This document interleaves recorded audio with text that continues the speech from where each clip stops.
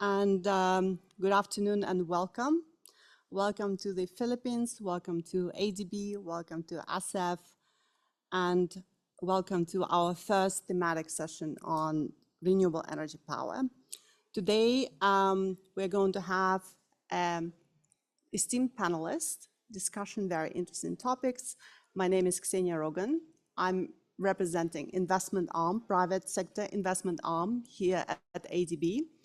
And we will explore the latest developments, challenges, and transformative efforts of renewables across Asia. We are going to talk about regulatory bottlenecks, procurement mechanisms, and collaborative initiatives and platforms aimed at developing renewables in Asia and beyond. Without further ado, allow me to welcome Mr. Thierry Pilskog, Scatec CEO, for the opening remarks. Thank you.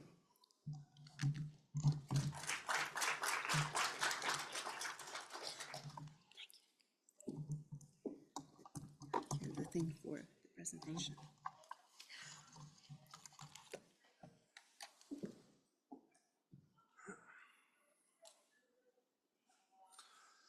Thank you very much.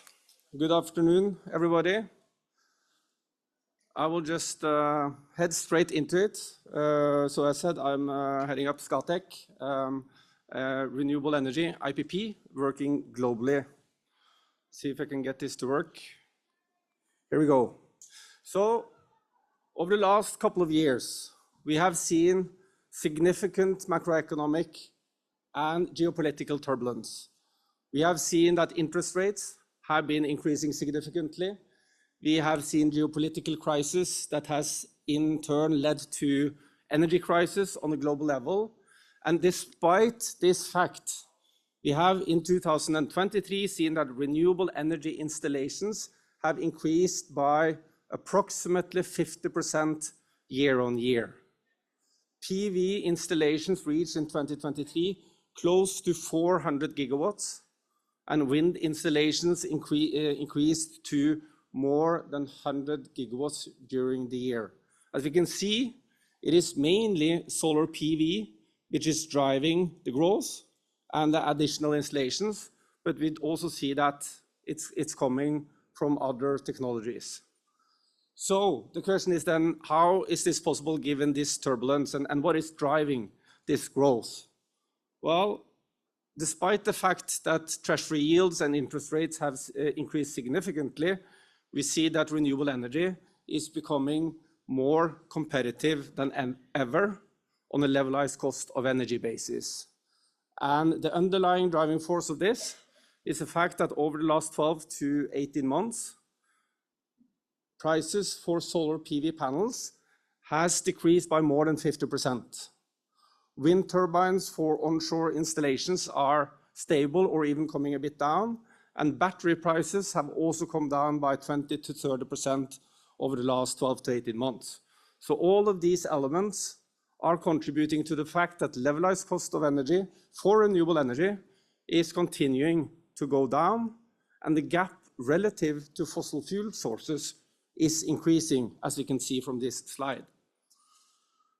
So just let me just say then a couple of words about Scatec. So Scatec has been in the renewable energy sector for the last 15 years.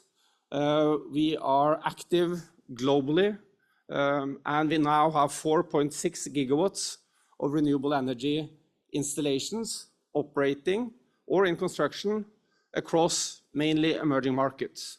We are active and we have operations in more than 15 countries. And I think we have seen a lot of the different types of challenges and opportunities and what it takes to succeed with renewable energy installations on a global basis. We are active across solar PV, wind, hydropower, and also battery storage and hybrid installations. So in terms of the growth that we've seen over the last 10 years, we have seen a 10x growth in terms of capacity installations, in terms of EBITDA. And if you look at what we achieved during 2023, the generation that we had from renewable energy sources during that year represents carbon emissions abatements of approximately 4 million tons CO2. In terms of our strategy and the key elements of our strategy, and I also think that these are important elements in terms of success in the renewable energy sector going forward, it is that we have an integrated business model. That means that we are operating and we are doing development, we are doing financing, we are doing construction, and we are owning and operating these renewable energy projects for a long term and on a long-term basis. We have a multi-technology approach, which means that in the markets where we are, we do see and we look for opportunities, and we also have experience across solar PV, across wind, hydropower, and also importantly, in terms of integration between the different technologies, which we believe is going to be increasingly important going forward. Partnerships is also a very important element to our strategy. It is important to work when you are a global company like ours together with local, strong partners in the markets that we choose to focus on. And in addition, we have very good experience in working together with development financing institutions and multilateral banks across many of the markets where we work, because they are also, in many of these markets, crucial in terms of unlocking private capital investments. And then in terms of where we focus, we are now selecting a number of focus markets that we will prioritize going forward. That includes the Philippines, South Africa, Brazil, and Egypt. We are also looking into India and Poland. And I think the important thing for us in terms of selecting these markets is that, first of all, the market should have a sizable and a growing power generation need. It should be strong fundamentals for renewables, meaning that there are good resources in terms of renewable energy, and renewable energy is competitive in the markets. It should also be a clear green transition agenda in the markets that we focus on. That means that the government is pushing for transitioning towards green energy and putting good regulations in place. And it should be possible to take a long-term perspective in terms of investments in these markets, meaning that there should be stable and predictable regulatory environments for the markets where we focus. We also see that technology integration is becoming more and more important related to renewable energy. Renewable energy is no longer only about providing intermittent energy, it's also about providing dispatchable or stable energy generation. And now we do see that renewable energy is competitive, not only on an intermittent basis, but we also see that renewable energy is increasingly starting to become competitive on a dispatchable basis or on a base load basis. And as one example of this, we have our project in South Africa called Kenhardt. And this project is delivering energy, baseload dispatchable energy, 16.5 hours per day. We put this project into operation last year, towards the end of last year, so it's currently now in operation, and it was secured and it was awarded to us as a project in what we would call a technology agnostic competition or tender process. That means that we secured this project to provide 16.5 hours of dispatchable energy in competition with all other technology sources, all other power generation technologies, including coal generation, gas-based generation, diesel, heavy fuel oil, and combinations thereof. So this is evidence, this is a proof that under the right conditions, renewable energy is competitive and can compete with other sources of energy, also on a base load or on a dispatchable basis. So the project is 540 megawatts of solar PV, and it's 225 megawatts of battery storage. So it's a fairly large project, and it's close to $1 billion in terms of investments.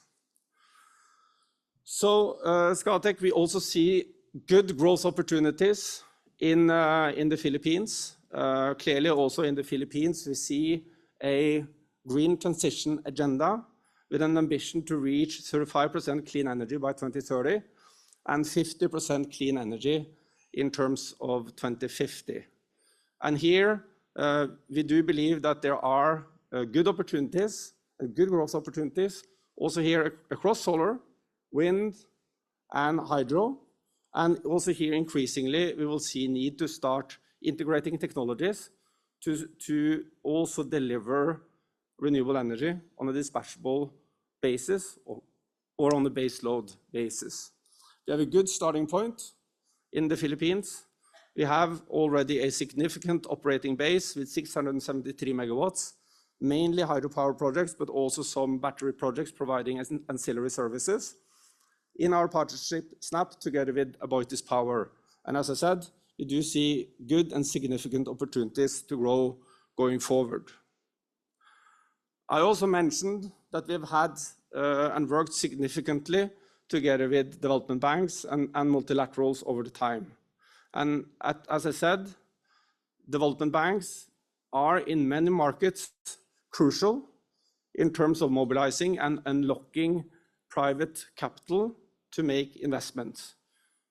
Development banks can provide advice to government. They can provide risk mitigation structures. They can take down the risk for private capital. They can provide guarantees. They can provide subsidized financing, in some instances also grants, and at the end also provide private financing liquidity in places and taking risk where commercial banks are not active. So in many markets, development banks are crucial to unlock private capital investments. And it is important to emphasize that in order for us to accelerate the green transition, in order for us to accelerate the investments into renewable energy, private capital is crucial.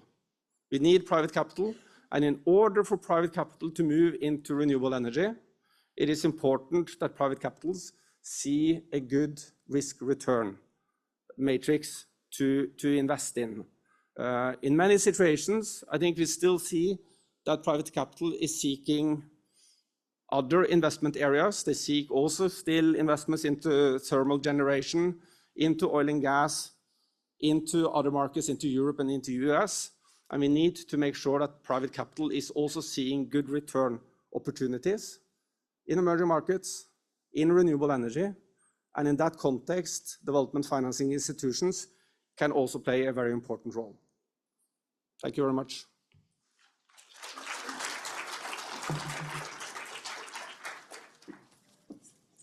Thank you very much. Thank you very much for the opening remarks. I think it was a great speech taking us from Europe to Africa. Now we are going to Asia, and we will have a very exciting discussion today. I promise I would like to invite our panelists to the stage now. And our panelists will include Sundak Kim, our very own Asian Development Bank. Please have a seat. Panelists, our very own principal energy specialist who will present on innovative award-winning solar guarantee instrument. We will also have two representatives from USAID, Madura and Bayan. Please have a seat. We will have Dr. Q Van Ro and from Korea Energy Agency. Thank you for joining us today. And last but not least, we will have Suhar Charles Klekaev. Thank you for joining us. And then we, of course, save best for last. You'll have a secret closing remarks person. And you see him in the room yet, but he's not here on the stage with us. So we'll invite him a little bit later. Let me invite to the stage Sundak, please. Sundak, as I said, will present on innovative guarantee instrument that we utilize on frontier markets, and the floor is yours. Excuse me. Thank you, Jania. Thank you, everyone. Very thrilled to have this opportunity to present Uzbekistan's experience in upscaling renewable energy projects. In this session, I will walk you through the Uzbekistan's experience, particularly in upscaling renewable energy projects. For the next few days, we will talk and hear a lot of the products. But indeed, there are a lot of products. But the issue is that you would agree that there are only a few projects that comes to us, means bank. And even fewer projects will cross the finish line, meaning the financial closure or successful fundraising. So bankability is indeed the key words in the successful projects. This session is also about Uzbekistan's story on how to improve the bankability of the renewable energy projects, which can be also replicated in emerging markets or some of the markets with the underlying concerns. I'm also joined by the Alex, who is my colleague, and the questions will be addressed by him. Thanks, Alex. Just a bit of the Uzbekistan, in case you are not familiar with what country Uzbekistan is. The Uzbekistan is a double landlocked country located in the Central Asia. Uzbekistan's energy system was built during the Soviet time, so requiring substantial modernization work. The country is very blessed with the rich fossil fuel resources, primarily natural gas. So naturally, the natural gas is the primary fuel in Uzbekistan, accounting for more than 85% of the power generation. The rest is covered by the hydro, though. So this made Uzbekistan one of the most carbon-intensive economies in the world. On the other hand, you may be also surprised to find that Uzbekistan enjoys 300 sunny days per year. Its renewable energy potential, primarily the solar energy, is abundant. Some researchers estimate the more than 600 gigawatts solar potential is available. But until 2019, this solar potential remained untapped, while Uzbek people started concerning about depleting gas reserves in their country. Then this slide summarizes what did not work properly before 2019. The absence of integrated energy planning and low awareness of the climate change. The second, the lack of commercial principles, so lower than cost recovery tariff, inadequate collections, and the revenue leakage. The underdeveloped regulatory framework and lack of market principle disabled the private sector participations. And also industry structure, this vertically integrated industry structure also prohibited from the private sector participations. So improving bankability is a process, in case of Uzbekistan, is a process to address these underlying sector challenges. Without properly managing all these interlinked issues, the projects will fail. And individual projects may survive on an exceptional basis, but in exchange of the market failure. So I'll share one good example, the ADB's, the story of the failure. So ADB pioneered the solar energy development in Uzbekistan back in 2011. We assist the government in developing solar development roadmap and also strengthen the institutional capacity by establishing a Solar Energy Institute. The very first 100 megawatt solar project was initiated with the Uzbek Energo at the time as a former vertically integrated utility. From day one, we faced significant challenges. It took us more than 2 years for the tender process to select an EPC contractor for the project. And various reasons were brought up to cripple the project, leading to the termination of the EPC contract, and the project was actually canceled. Under this vertically integrated industry structure, they didn't have any concept of the least cost generations, competitive procurement of electricity from the generators either. And another key issue with Uzbekistan was the subsidized the gas price that distorted the market very fundamentally. So there were no economic incentive to develop alternative fuels in Uzbekistan. And also the Uzbek Energo was responsible for regulations, policy making, and day-to-day operation of the power system. There's fundamental absence of independence and transparency in Uzbekistan prior to 2019.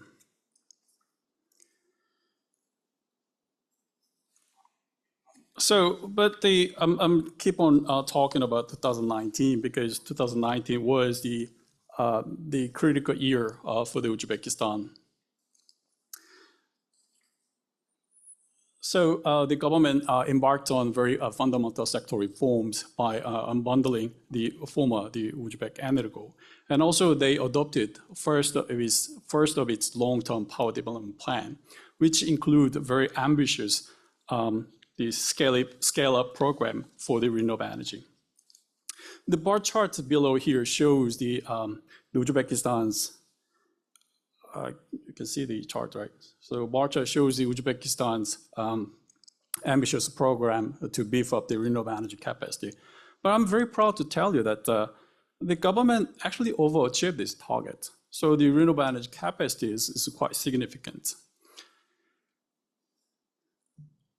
What the government did well was to give the driving seat to the private sectors. So instead of they develop this renewable energy project by themselves, they give this right to the private sector using these PPP modalities. Instead, what the government did is to formulate enabling environments. So they enacted a series of the regulatory framework, such as PPP laws on renewable energies and amendment to the electric solar, et cetera, so that the private sector can really play on the ground. What the government did well, another point is that they took a programmatic approach that government took in developing this renewable energy project. Instead of doing one-time exercise or one-time development renewable energy project, they built a long-term pipelines and also the roadmap for the renewable solar and wind energy generations.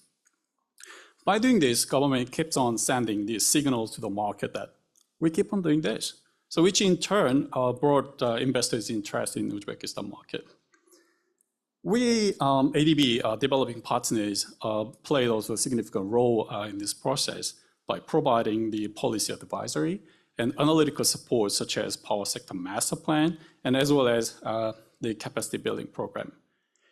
ADB was requested by the government to provide the transaction advisory support for the 1 gigawatt solar program. So when we were mandated by the government to 1 gigawatt solar program, you know what we did first?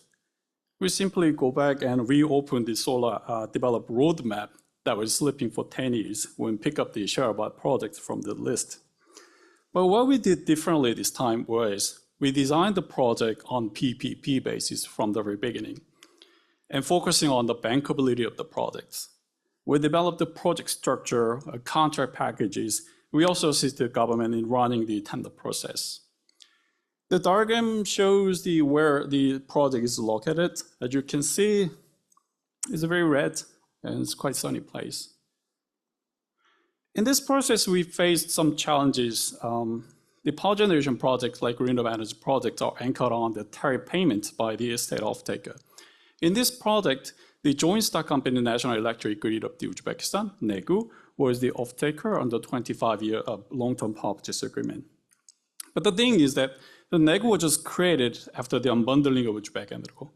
The payment capacity was not proven in the market. So there was a need to address NEGU's payment and the credit risk. So we brought in the credit enhancement mechanism to backstop NEGU in case of the failure of the tariff payment. This slide shows the concept of the credit enhancement mechanism brought into the projects. In this structure, we set up a standby letter of credit to backstop off-takers' payment obligations. In case of the off-taker defaults the tariff payment, the project company or IPP can draw down the amount from the standby LC. If off-taker pays back or replenish this LC amount, default situation is cleared and the things will be back to normal. But in case of the off-taker default to replenish this, then that's where ADB will kick in and pay out the amount. This shows another diagram, but I don't have enough time to go through the details, so I'll just jump to the conclusion. So the diagram shows the result of the tendering. The bid opening was really thrilling, and we discovered really the surprising price. The major player that participated in the process in this bidding, Mazda, Aqua, and Total Iran. And the winning price of the Mazda was 1.6 cents per kilowatt hour. The offered project capacity was 457 megawatts. which became the largest solar project in the Central Asia. See the red light blinking from the clock. So just to recap the lessons learned from this project. The well-structured tender with the bankable PPAs resulting in the really price discovery that is also good for off-taker or the government as tariff goes down. The regulatory certainty and off-take credibility really matters. Additional optimizations such as inclusion of the credit enhancement mechanism and public support for the infrastructure improves the attractiveness of the project and deliver better result. I hope I have more time, but unfortunately my time ran out. Thank you for your attention.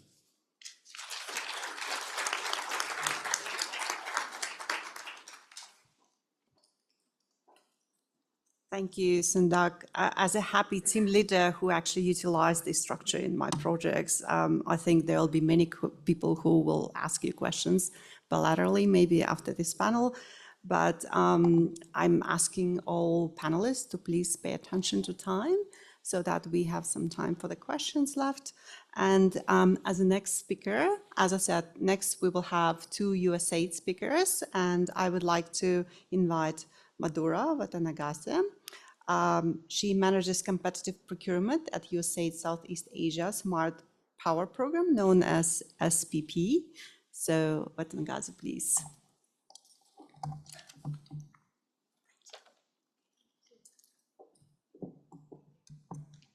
Hi, everyone. Thank you. Thanks for the introduction. It's great to be back at ASAF. Okay, so let's get started. Let me first give you a quick introduction to USAID SPP. So as Xenia mentioned, I'm part of the USAID Southeast Asia Smart Power Program, or SPP. We're a 5-year program based in Bangkok, funded by USAID to promote the deployment and investment in advanced energy systems across ASEAN. So we work in the ASEAN region except for Malaysia, Singapore, and Brunei.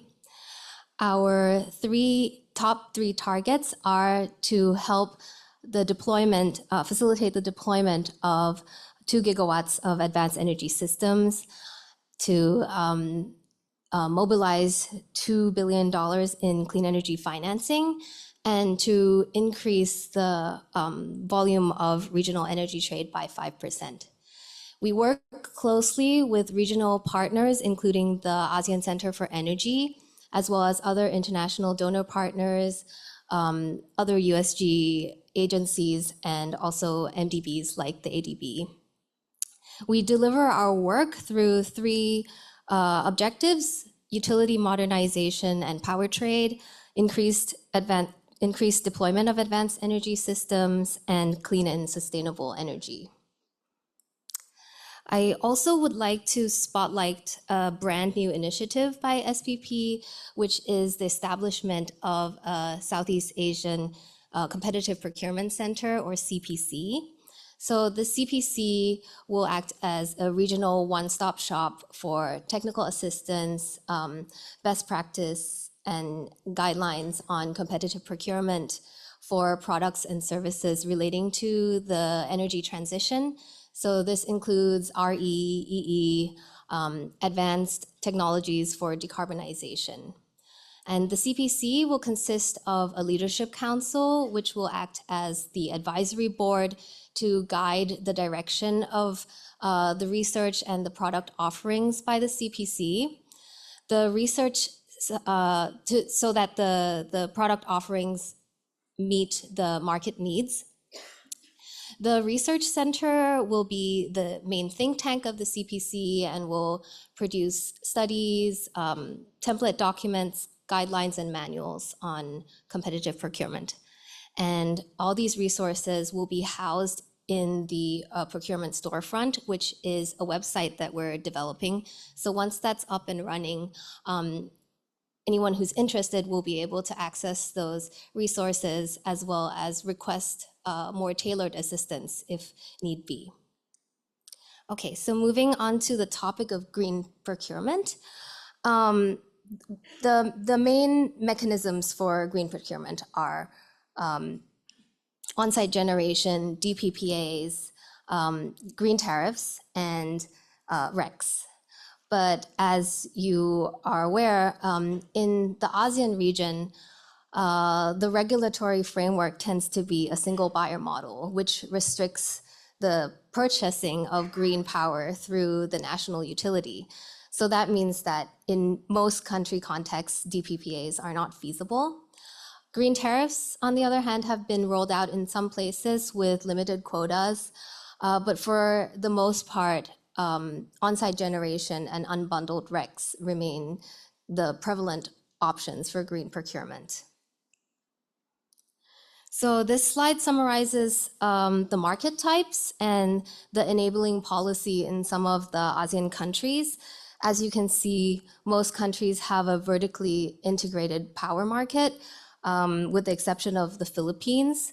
But even in the Philippines, that has the RCOA and GEOP programs that allows for customers with a certain minimum consumption volume to be able to select their energy supplier.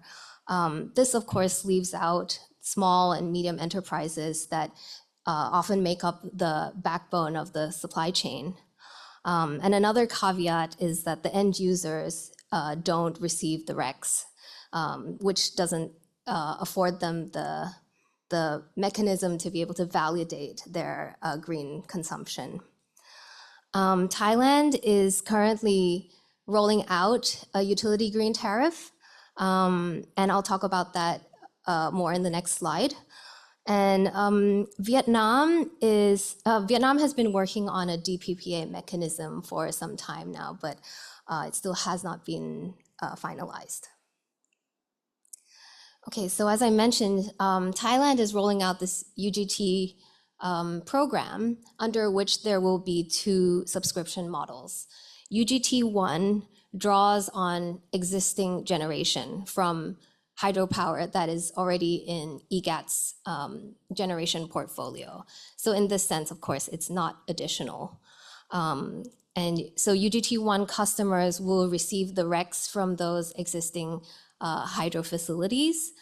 UGT2, on the other hand, is expected to be much more favored by corporate buyers because this draws on new generation that's being added through the recent award of the FIT program in Thailand, 5.2 gigawatts that were awarded through the FIT program, and an additional 3 gigawatts are expected to be awarded later this year.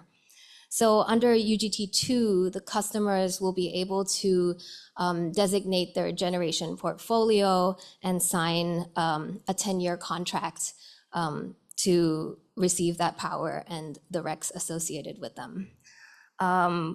One point to note is that EGAT is the IREC issuer for Thailand, and so this raises the potential problem of conflict of interest because under UGT, they are an active participant in the scheme. A country that has already rolled out a green tariff is Malaysia. So TNB's green electricity tariff is an annual quota, subscription quota. And for 2024, the quota is 6,600 gigawatt hours. The generation draws from solar and hydro that is in TNB's generation portfolio, and the pricing is differentiated between residential and non-residential customers. Some critiques of TNB's green tariff are that the limited product differentiation, as you can see, because it's only solar and hydro, and also the potential diversion of resources away from other RE investments. And Vietnam has been working on this DPPA policy for some years now, but it is still under continuous revision and has not been finalized. So this version, as of April 15th, went out for public consultation. Under the DPPA policy, there'll be two options, direct wire or a sleeve PPA. And under the sleeve PPA, the transactions will happen via the wholesale market. So Vietnam recently established a wholesale market. And so they're trying to implement this DPPA mechanism through the wholesale market. The way it works is the GenCo will sign a contract for differences with the end user. And this contract for differences establishes a strike price. And this is a way that both parties to the contract can hedge against the price volatility of the wholesale market. But the actual sale of electricity goes through the wholesale market. So the GenCo will sell to the wholesale market, the retailer will buy from the wholesale market, and the end user will buy from the retailer. And the way the contract for differences works is if the spot price is higher than the strike price, then the GenCo compensates the end user. And vice versa, if the spot price is below the strike price, then the end user compensates the GenCo. So, okay, so with that quick summary of some of the green procurement mechanisms available in the region, I'd like to leave you with 3 key takeaways. The first one is that there's a pressing need to expand the menu of options for green procurement. Like I said, the options available tend to be on-site generation and unbundled RECs procurement. And the limitation with on-site generation, of course, is there's only so much that you can do. And the on-site generation that's installed is often inadequate to meet the full demand of the user. And with unbundled RECs, of course, there's the increasing view that it's greenwashing. And the second point is that with green tariffs, even though they open up access for smaller users who want the option of buying green procurement, or green power, I'm sorry, the bulk of the demand for green procurement is being driven by large corporate buyers. And those large corporate buyers are able and ready to negotiate their own DPPAs. And so the utility playing this role as the intermediary is somewhat unnecessary and can get in the way of the lower prices that can be achieved through the DPPA negotiation, as well as the more transparent RECs delivery process. And so this leads up to the last takeaway, which is that the regulation needs to catch up to the needs of the market. The inevitable trend is towards direct sale of power through the grid. And so incumbent state-owned utilities would do better to adapt and adopt new business models to allow them to survive in the new market landscape. And Southeast Asia really needs to scale up its RE deployment a lot faster than it's currently doing if it wants to meet its NDCs. So I leave you with this point, which is that the market is ready, and unlocking the regulatory barriers is the key for the region to meet its climate goals. Thank you.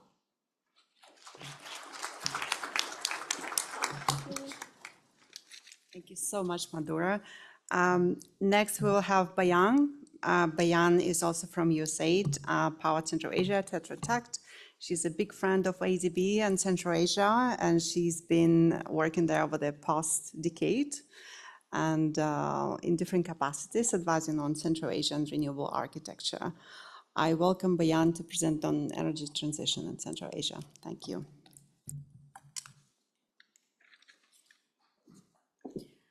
Thank you, Ksenia. Good afternoon, dear participants. I'm very pleased to participate again at the Asia Clean Energy Forum. Last year I also participated, and I see a lot of some people in the room we met last time as well.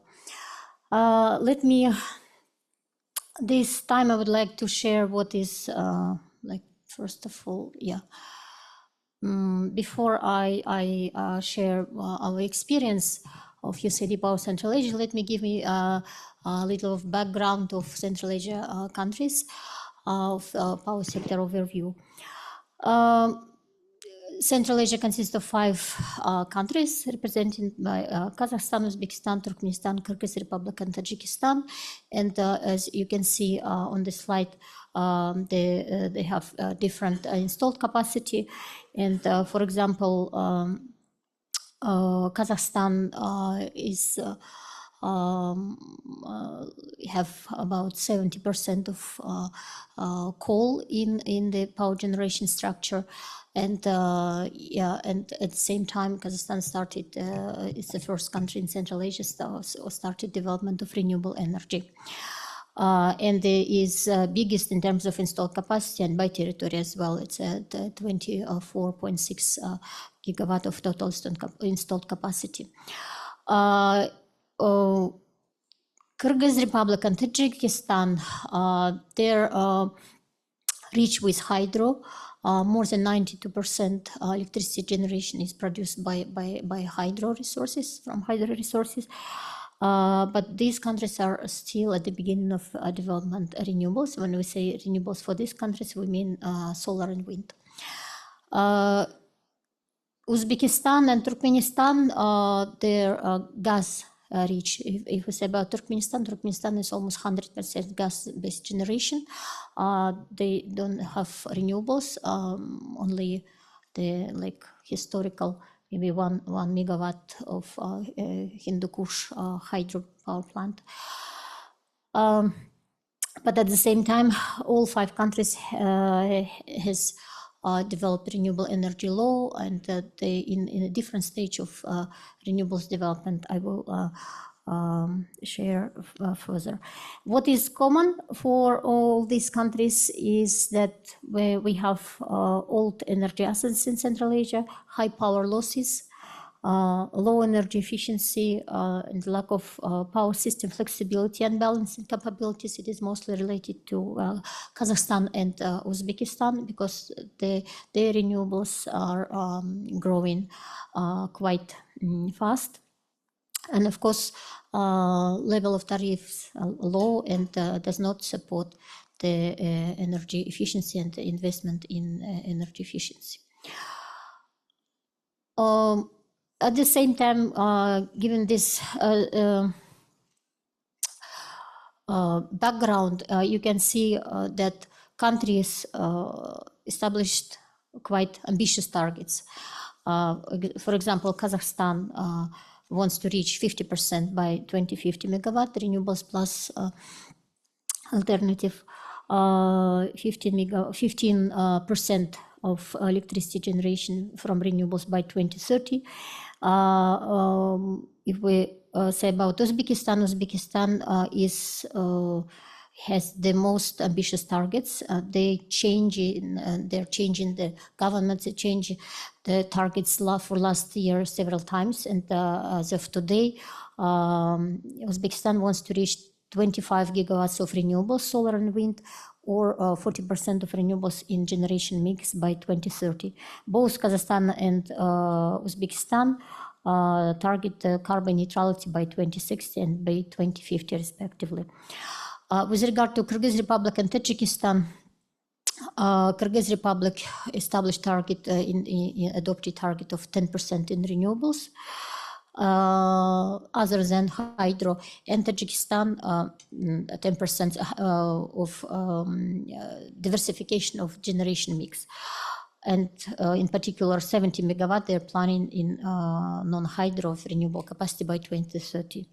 Turkmenistan didn't announce any targets, but currently they are considering 100 megawatt of solar power plant with Masdar company, but they're at the stage of negotiation of the project conditions. Briefly about our program. So our program, USAID Central Asia, we have 3 main objectives. It's a national market liberalization reforms, clean energy, second objective, and the regional power market. The main target of the program is to support Central Asia governments to meet their energy priorities, to improve energy security, and also to support establishment of regional electricity power trade. We started in October 2020, and the end of the program is September 25. Role of USAID power program you can see from this slide, so I will not stop on each activities. There is a lot of parallel streams. So we, for example, related to this workshop, we have in all 5 countries we analyzed renewable energy regulatory framework. In Kazakhstan, we introduced renewable energy auctions in 2018. Every year we develop an investor's guide, which is a very useful document according to investors. PPA bankability already was mentioned today. It is important. There is a lot of discussions in Kazakhstan on PPA bankability, and currently we developed draft PPA for Kyrgyz Republic and Tajikistan, and provided a lot of trainings on different aspects of PPA bankability. And we hope that government will at least consider some elements of bankable PPA for their projects in their countries. Off-taker credit worthiness, renewable energy zone studies we conducted in each country. We conducted renewable energy zone studies with site visits, and we provided development maps.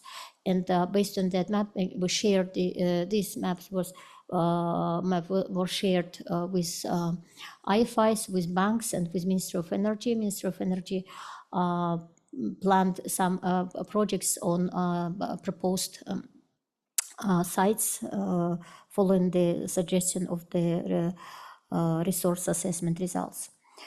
We in parallel were supporting universities to develop renewable energy curriculum, and in all 5 countries in different stages of introduction.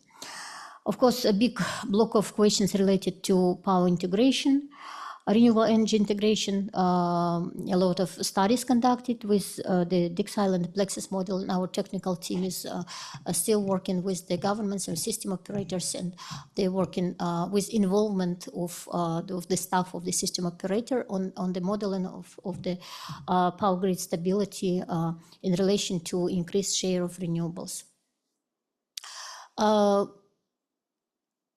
As a result of this work, for example, as Kazakhstan, renewable energy auctions can be considered as a successful story. You can see from the slide, renewable energy auctions was introduced in 2018 in Kazakhstan, and the level of starting price for renewable energy auctions was established at the level of feed-in tariff. A feed-in tariff was introduced in 2014, and it lasted until 2018. So from the first auctions, you already can see the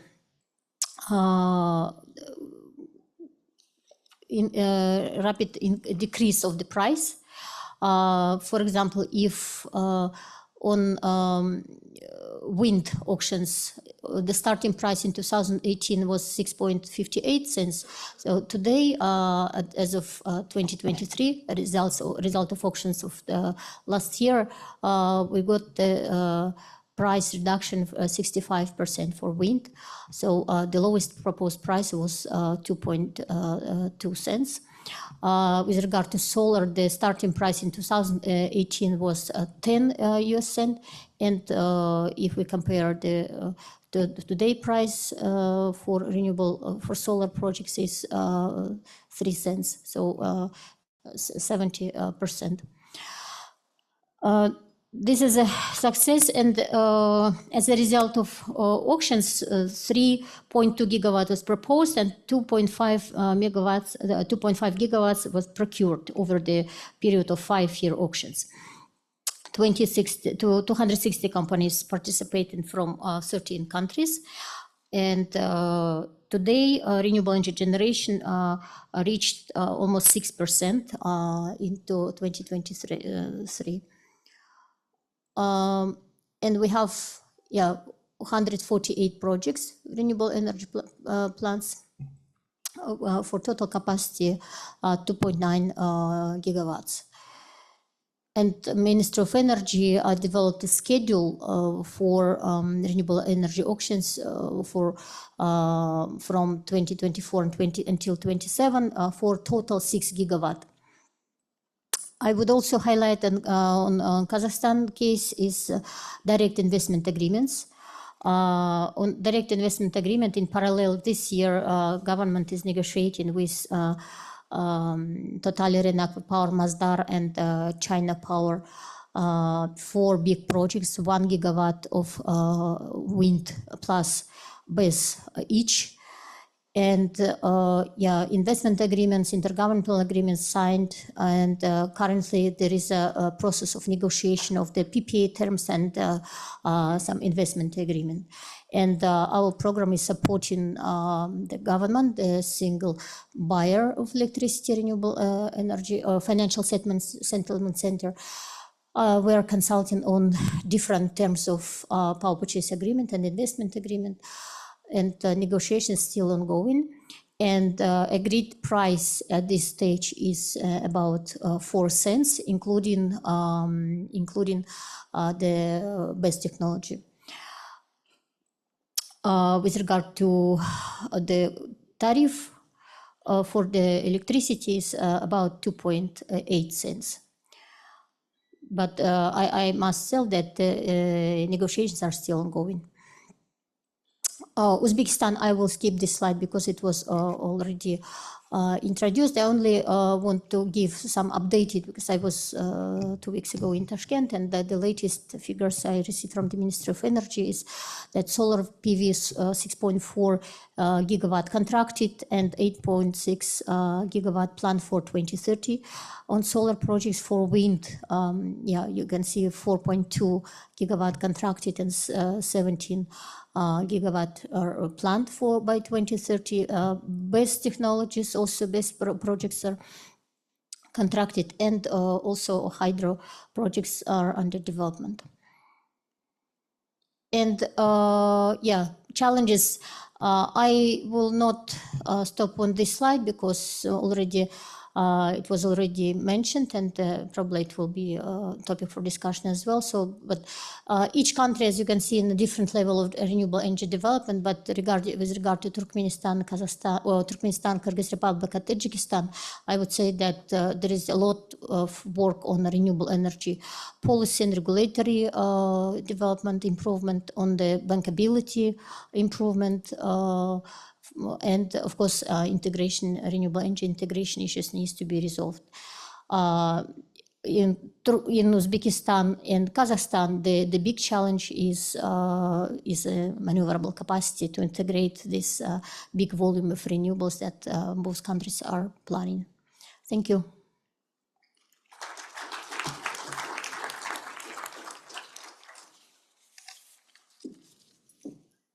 Thank you very much, Bayang. Central Asia is definitely a place to watch.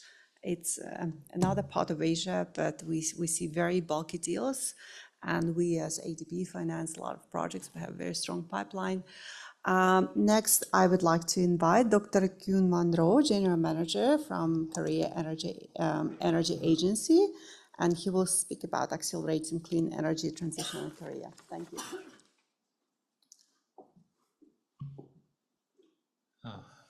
Thank you, Ms. Rogan. Nice to meet you. I'm very honored to be here to explain, to introduce Korea's renewable energy policy, and also it's my pleasure to share this valuable time with you. I think Korea is a characteristic and a little bit strange country. You can see as the graph, the Korea is ranked 16th in terms of renewable energy deployment among G20 countries in 2022. that's a very low ranking for a country with the economic conditions and potential capacity that Korea has. But you can look at it from another perspective. South Korea is a very small country. And as you can see in the graph, row graph, it's the last in terms of land area among G20 countries. And what's more, most of this small land area, 70s, round of 70s is hills and mountains. Additionally, the population is over 52 million people in this small area. So it's very densely populated, more than 500 people per square kilometer, which is the highest density among OECD countries. If we consider these inherent barriers, we can look at renewable energy penetration from a different perspective. If we look at the penetration rate in the context of Korea's small land mass, Korea ranks third among G20 countries and be the first among G20 in solar PVs alone. These are outstanding achievements, I think so. South Korea has overcome the inherent barriers to increase its renewable energy deployment from 3.6% in 2017 to 8.1% by 2022. So how has Korea been able to overcome these intrinsic barriers and grow such a high share of renewable year after year? It's thanks to a number of policies and programs like the word cloud you see here. It's so complicated, it looks like so complicated, but it can be grouped into four main categories, which are government-led, demand creation, local acceptance, and deregulation. I'll describe each one of them in the next chapters. First and foremost, government-led policies are very important. Government leadership and clear long-term targets are the effective way to attract more private sector investment. So at the end of 2017, the Korean government pledged Renewable Energy 3020, which aims to increase renewable electricity and reach 20% by 2030. Among other things, it has enhanced the standards of RPS and implemented a new feed-in tariff system and other financial incentive models for small-scale solar PVs to expand local participation. And then it has made a lot of efforts to improve regulations. I believe that these government efforts have laid the foundation for the rapid increase in renewable energy deployment since 2018. The next thing that is really important is demand creation. If the government doesn't create demand directly or indirectly, it's actually difficult to attract private investment. So the Korean government implemented a program, RPS, and the government is actively creating and fostering a supporting system for RE100 to be active in Korea. RPS is a very successful program, and it was implemented in 2012, and before that we had FIT. FIT was a burden on the Korean government finance. So it was changed, this program, RPS. But the RPS being discussed a lot right now, and it will be changed to an auction in the near future. Currently, the RPS is mainly composed of REC spot market and long-term fixed price contracts, and the spot market will disappear when it becomes an auction. The next one is RE100, which is another demand creation. And as you know, RE100 is a voluntary movement where companies declare that they will use 100% renewable energy by 2050 and participate in it. The Korean government is creating a supporting system, Korean companies to utilize this RE100 initiative more easily. And the Korean Energy Agency is doing the actual work to verify renewable power use and manage procurement, trade of renewable electricity for domestic countries. As of April 2024, 540 companies have signed up for Korea Energy Agency-led RE100 initiative. As you know, RE100 is voluntary scheme, unlike the RPS. And even though it is a voluntary scheme, it is quite influential. Next is local acceptance and deregulation. The Korean government has been implementing various system improvements to enhance this local acceptance. A representative example is the promotion of the planned estate system, which is a program that promotes projects led by local governments to prevent local complaints, streamline the permitting process and project. Another one is the improvement of the setback rule, which is a variant of local acceptance. Different local governments have different setback rules that do not allow renewable energy facilities to be installed within a certain separation distance, which is a big barrier to the spread of renewable energy. In addition, we have been working to discover as many ideal areas as possible. And the Korean government has developed new investment programs and provided additional financial aid to expand local participation.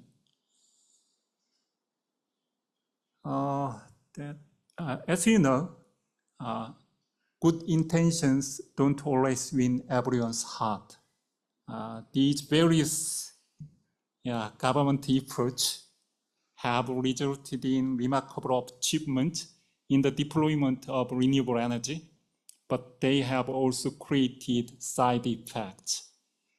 The first is that the government's renewable energy policy has become too focused on the deployment of renewable energy, neglecting the domestic industry, renewable energy sector.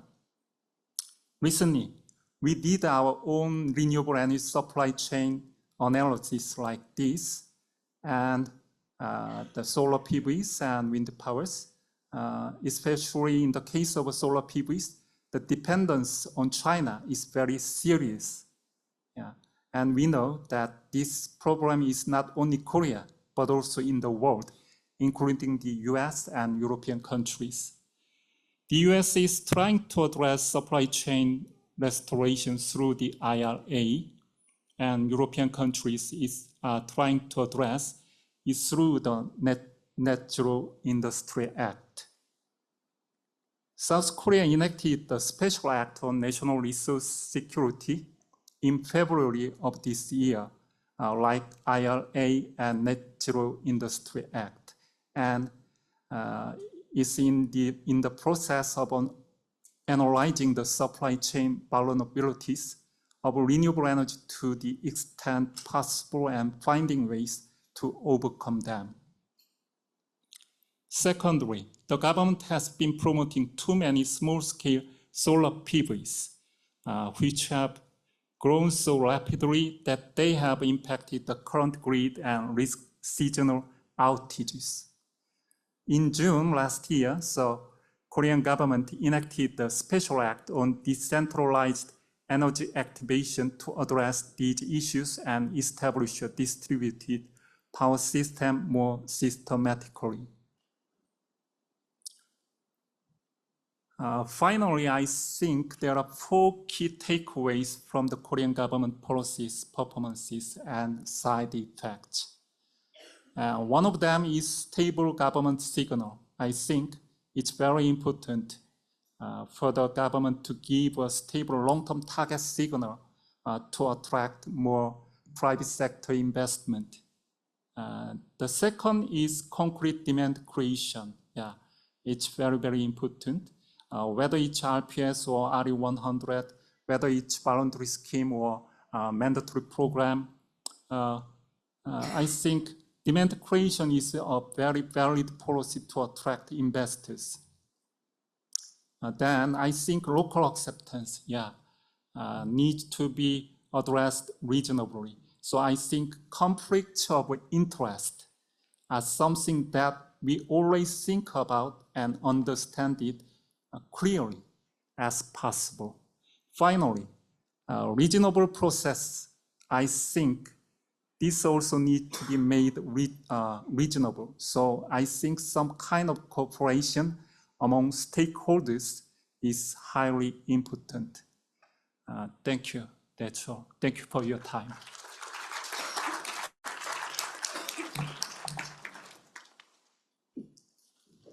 Thank you very much, Dr. Rowe. And last panelist that we have for today's session is Zuhar Charles Klakaev from GITS, who will speak on innovation bridges for just energy transition. Thank you.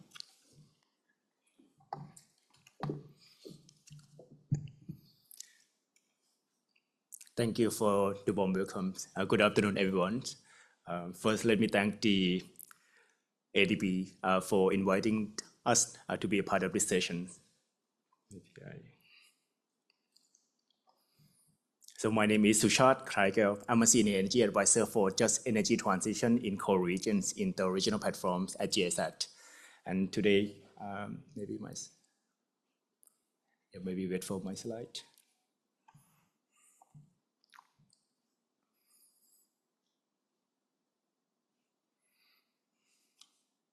Yeah, I'm glad to be back here in Manila. So it's also give me a little bit nervous because it's come to the last presenter for today's session, and it's really first thematic session today. And also my presentation will be slightly different than the previous presenter because it's more like the context of the promoting renewable energy on the just energy transition aspects. So let me give a little bit of the project background. So the innovation region for just energy transition, or IKIJET, we work with the government and international organization to support the stakeholder in core regions in planning and implementing the just energy transition pathway, promoting renewable energy, and look into the economic diversification aspects. So we started in December 2022, funded together by BMWK, the German Ministry of Economic and Climate Action, and also European Union, with shared ambition to support the decarbonization and promote renewable energy in the country and the core regions. And also we work with the government as our primary beneficiary, and also we deliver and exchange on the coal phase-out platforms, and also develop the renewable energy plan in the regional levels. So we also have 5 different consortium partners. We work as the GSAT as the consortium coordinator. We work with the CAN, IISD, ILO, and also Wuppertal Institute implement the projects. And also the country of focus, we are spread around the globe. We have in Chile, Colombia, South Africa, and this year we focus more implementing in Asia side, in Mongolia, Vietnam, Thailand, and Indonesia, where we have the country specific in 2 countries, in Indonesia and also in Colombia, that is dependent on coal. And also we have the 7 countries as the platform that be the platform for exchange, the coal phase-out policy, and also the renewable energy development plan regionally. And I will go to this really quick on the 3 areas of our works. The first one is the IKIJET. We create that strengthen the international network of the coal phase-outs, and also we are developing the regulatory frameworks and facilitate the knowledge exchange between our 7 countries on the application RE development plans. Secondly, we actively engage with the international policy dialogues on the just energy transition to create the dialogues on at the national level to integrate the just energy transition plan into the national policies. And lastly, we have the, you can, maybe difficult to see we have the knowledge platforms as the hub of the exchange, collect with the case study, a best practice from across the globe and put in here all the just energy transition topics. And I look at my time here is quite give me like the signal that is like the countdown to zero. It's like the time that we need to hit the climate objectives. And here's I go to the country specifics as the Indonesia is at the main country for our projects. Indonesia have the really big challenge in terms of the just transition. As we can see that is the coal generation will be the main source of the electricity generation in the next 5 to 6 years, which is 2030. And also the state, the national policy that still subsidize the coal could be an issue for the barrier for our to develop the renewable energy in Indonesia. And of course, as we know, renewable energy is cheap, but it's not quite yet in Indonesia. That's why in order to scale up the renewable energy in the country, we need to really focus on holding the new coal power plant first. And then we will see more room for promote renewable energies, while also they put investment balancing into the early coal phase down that need to be like the weighting between the cost analysis on each project, each region. That's why we really focus on the regional level, which is in East Kalimantan and also in South Sumatra. That is the two main focus.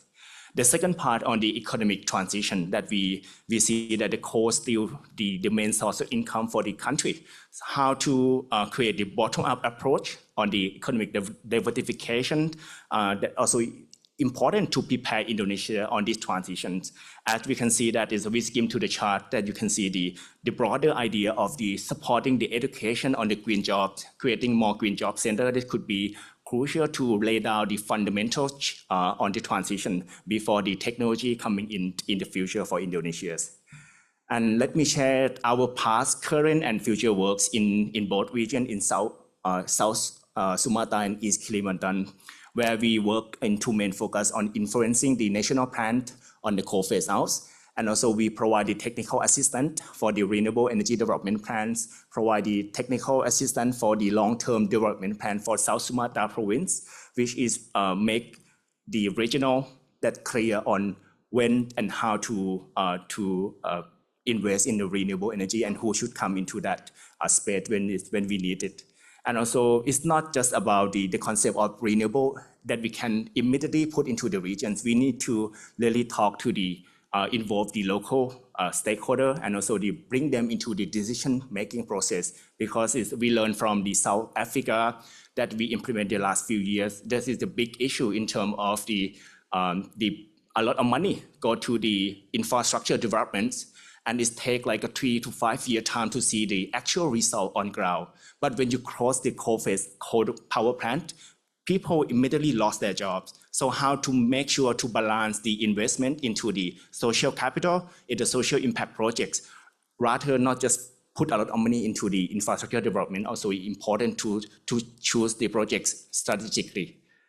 And also we focus on the national staff development, that we train the national staff who drive the change from the regional level to make sure that they can translate the national policy into action at the regional level, that we have the training of the last 2 years as well with the New York University that helps the South Sumatra and East Kalimantan's local staff. And yeah, my time is quite intense and I have 7 countries to cover. I will give one example for the Thailand. That is also the part of the just transition platforms. So Thailand, we work with the EGAT, the Electricity Generating Authority of Thailand, that own the Mae Mok coal mine, is one of the biggest open pit coal mine in Southeast Asia. And EGAT have the clear ambitions that they want to phase down the coal by half from 2,400 megawatt of the coal generation into 1,300 megawatt in the next 3 years. That is big loss for the local economy. And also around 9,000 people involved in that coal mine. So how we make sure that people will not significantly impact from this change. So we work a lot with EGAT on this, on creating the transition plan to look into what kind of the renewable that's come to the the regions after the phase out of the coal, we look into 3 different dimensions. On the first one, on the technology correctness, is yes, EGAT had a lot of potential in Lampang province, as we have like a 5.4 gigawatt of the renewable potential, like solar, wind, biomass, biogas combined. Second point, we look at the politically supportable. Also, yes, because EGAT has a clear mandate that they want to increase their portfolio for the renewable and also the phase down the coal. But when you look into the last part for organizationally implementable, how to do it is quite difficult for them because they lack of the comprehensive investment plan and also the just transition plan into there at the regional level. And also just for your information that in Thailand, if you want to develop renewable energy, you need to align with the power development plan that is quite delayed and is not yet confirmed as of now. That's why we need to look into the different focus that is preparing for the people, preparing for the green job center that make the people on ground be ready for the transition when it's come to. And you see that we have different phases of the working. So we have the quick win project that help the people to get familiarized with the renewable energy and also to look into the long-term project that is collect scale up from the quick win projects. So basically, how to decide the project is very important to involve the people who work in that regions, not just everything come from the national policy only. And so I have the 7 countries to cover, but a quick highlight here from the other country. In Vietnam is quite different story. That is very difficult to get into the coal context because there's still huge dependent in the northern part of Vietnam. And also in Mongolia, we change perspective on more like the heating. That is during the cold winter, integrate more renewable energy into the systems as well. So I would like to end here with the 4 key takeaway from our program. We run for 2 years right now, and we have 2 more years to run for this project. So basically, the first thing that is very important to have for national and regional level to have the clear, comprehensive investment plan, the just energy plan for both level. Because when they have the clear action plan, they know when and how to do it. Second part is really important to stop building the new coal power plant. That is huge benefit for this. And then we balance between the renewable energy investment locally and also the support on the early coal retirement programs. And the third part is that I don't like to use this term is to finance, but it's very important, investing more on the social and human capital, because this worker will be the key fundamental to drive the change for the new economy, for the green economy in the future. And lastly, as I mentioned before, lessons learned from South Africa, look into the renewable projects wisely, strategically, because we need to involve the people on ground. We need to bring the just concept on board when it comes to the transitions. And I would like to, it's perfect, so end my time in 10 minutes, and would like to end my presentation here and happy to discuss further on. Thank you.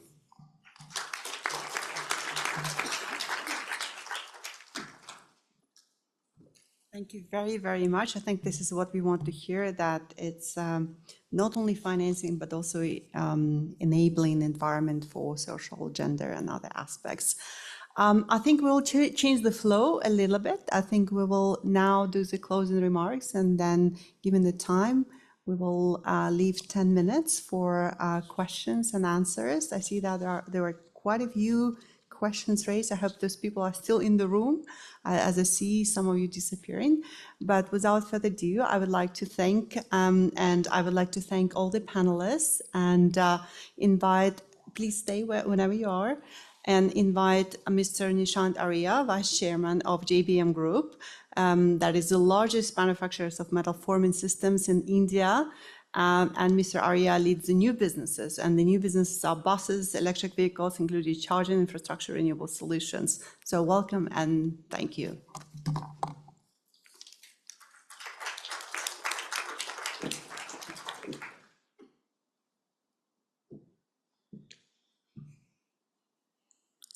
So very good afternoon, ladies and gentlemen. I think it's been a very interesting panel discussion, which has been quite diverse. As we've seen, different panelists give a very holistic perspective, touching upon multiple topics. I'll just give you a small brief about the Indian power market, which is about 450 gigawatt and in capacity, and about 200 gigawatt plus in terms of renewable energy, which is deployed across the country today, which is one of the largest in the world. And if I say fourth largest actually in wind capacity and fifth largest in solar capacity. And in Indian renewable energy market, we cut across all segments of renewable energy, so which is solar, wind, hydro, biomass, waste to energy, now even a lot of hybrid projects and a lot of battery energy storage projects which are there in addition to this. And we are also looking at new ways of looking at offshore wind projects and other projects as well. So as a country, our target has been to get to about 500 gigawatt by the end of this decade and by about 1000 gigawatt by 2047. And there's a clear roadmap for that. And clearly, multiple companies are embracing the use of renewable energy through CNI, which is commercial industrial adaptation for the usage of power, in addition to the grid requirements. Parallelly, India has embarked on one of the largest electric vehicle programs in the world. And what has happened is that in the perspective of decarbonization, we are looking at an integrated approach because we would be looking at about 30% plus adoption of electric vehicles by 2030 and close to 50% by 2040. So that brings in a huge requirement of power. So therefore, when we look at renewable energy and electric mobility, we see it as static power in renewable energy and dynamic power in electric mobility. So it's all about power at the end of it and green power. So how are we able to really have an integrated approach, which is very critical there? So from generation to consumption, the mapping is there in place. And this renewable energy program would be catering to the complete requirements which we have in all such areas. Because even in the area of hydrogen, we've launched the Global Hydrogen Mission in India, and really seeing that how India becomes the global hub for production of ammonia for exporting to the world, and also catering to the requirements of other energy requirements which we have. Which also leads to my next point on energy security. So energy security is very critical. Today in India, at least, we have close to $250 billion plus import of crude and other kind of energy requirements we have. The target is to become more self-sufficient and really deploy all this capital for more progressive work and see that how it's a more inclusive and circular economy. And that's the prime focus for us. Categorically looking at such kind of sectors, we see that the market has grown to about $22 billion in the last calendar year in the renewable energy industry, and is expected to go to about 2034-35 about $50 billion plus on an annual basis. So that's the kind of growth and opportunity which is there, and the country is quite welcoming, where we are really seeing that a lot of decarbonization is happening. If I look at today's session, I think it was very interesting to understand what was put across, whether we see 50% renewable energy growth across the world in 2023, going up to about 510 gigawatt, driven by solar and wind primarily, battery and solar module prices going down constantly. And clearly, I think what even I have experienced being in the industry now for about 15 odd years in the renewable energy industry, the wind and solar deployment has increased substantially, but the best is yet to come, because by 2030 we see a 7x deployment, as was put across as well.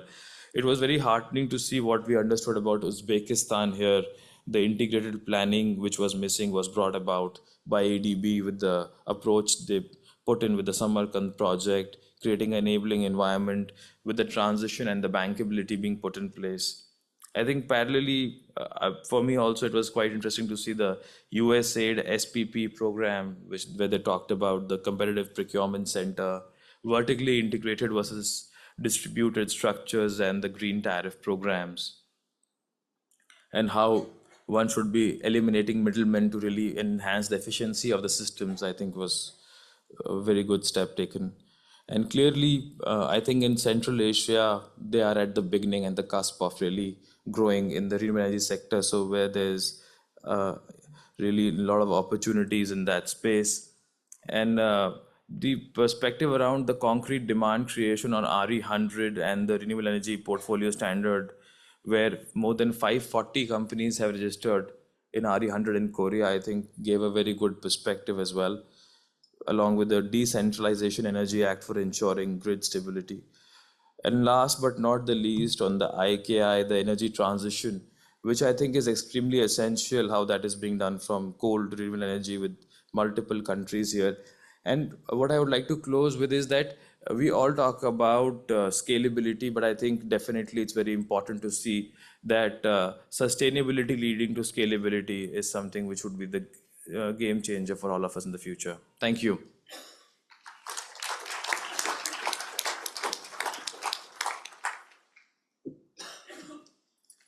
Thank you all very much. I think we'll now open the floor for questions. If someone wants to ask it in person, I received some on my laptop, but if someone wants to ask a question in person, please feel free to do so. Please come to the microphone.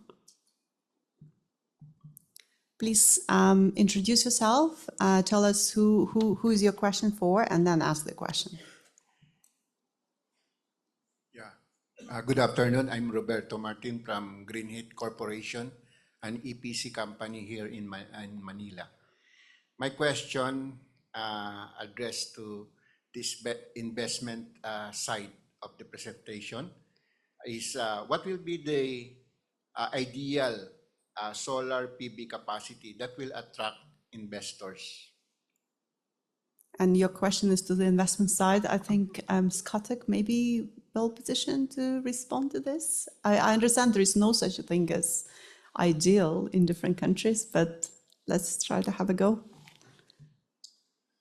Thank you. I think in terms of your question, what's the ideal solar or renewable energy capacity that will attract investments? I think the key thing, as I also mentioned in my presentation, is predictability in terms of regulatory environment, a long-term perspective, that you have visibility on the market conditions, either through long-term offtake with a single source buyer or a manageable merchant market where you can enter into long-term or at least medium-term corporate PPAs.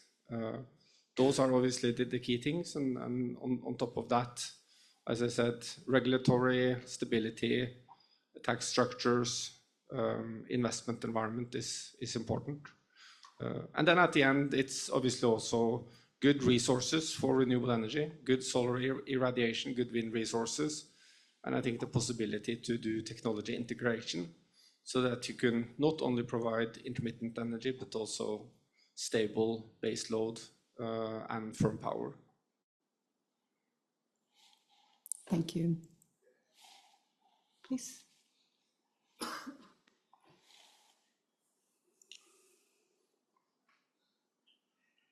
Additional question, sir.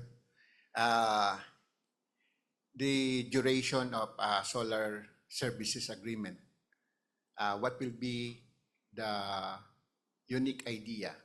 Common duration is 15 years and 20 years. So the off-taker will not invest, will have zero investment, but as a EPC developer, we invest 100% and charge the off-taker for the energy we are producing. Is 15 years or 20 years ideal or it's not? Thank you for the question. I think that's, again, it's a question and the answer can have, I guess at the end, limitless alternatives. I think sort of a standard agreement is obviously 15 to 20 years that enables predictability. It enables the possibility to have low levelized cost of energy. It enables you to have long project finance at predictable rates.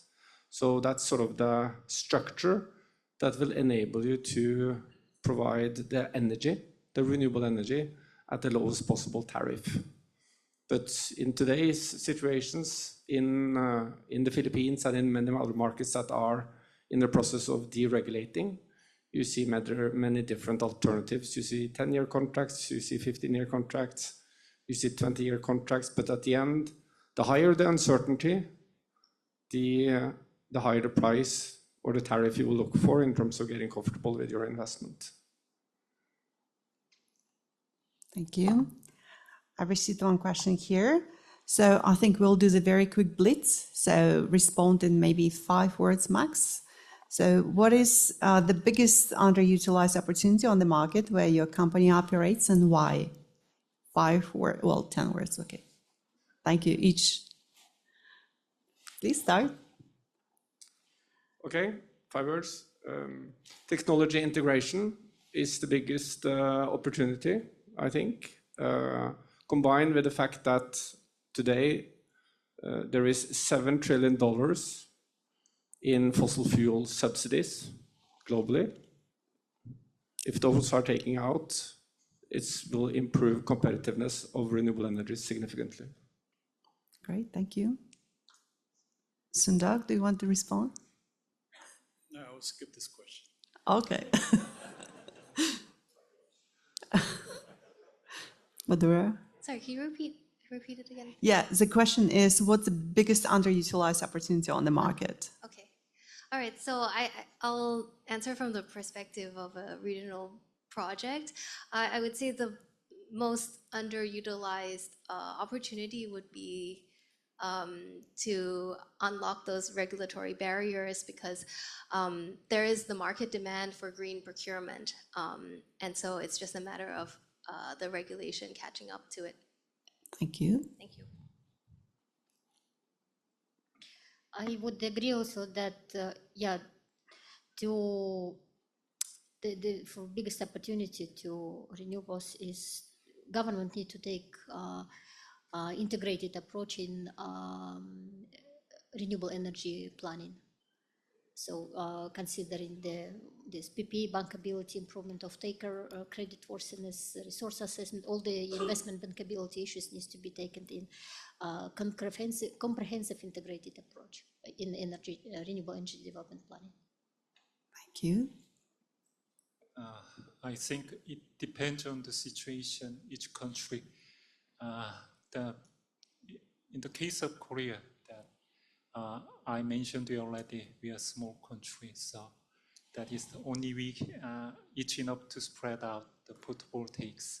So the other side is that we are highly considering to spread out renewable energies in terms of offshore wind. Yeah, so offshore wind power is highly possible to spread out for our country. So I think it depends on. So it's still struggling. Main point is that if we want to deploy offshore wind power in our country, I think we have to make some kind of concrete legislation, because that is the already that is asked as some kind of permitting process. It usually take long-term process. It's some kind of burdensome almost every countries. So not only South Korea but also in the world. So I think before going to spread out renewable energy more concretely, I think we have to set up more systematical legislation, and then we can reduce that is the full process of like EPC or something like that, and then that is the we can find out more some kind of that is the investment more. Great, thank you, Dr. Rao. Yeah, it's difficult to be the last person, but I like the market regulation, of course. And one thing that I think is from 7 countries that we're working on is that would be the power purchase agreement for the coal and fossil fuels power plant. This is the main barrier, and that is not allow us to move forward to renewable energy into the systems. And I think it's and also this is the big loss for most of the country. Great, great. Thank you very much.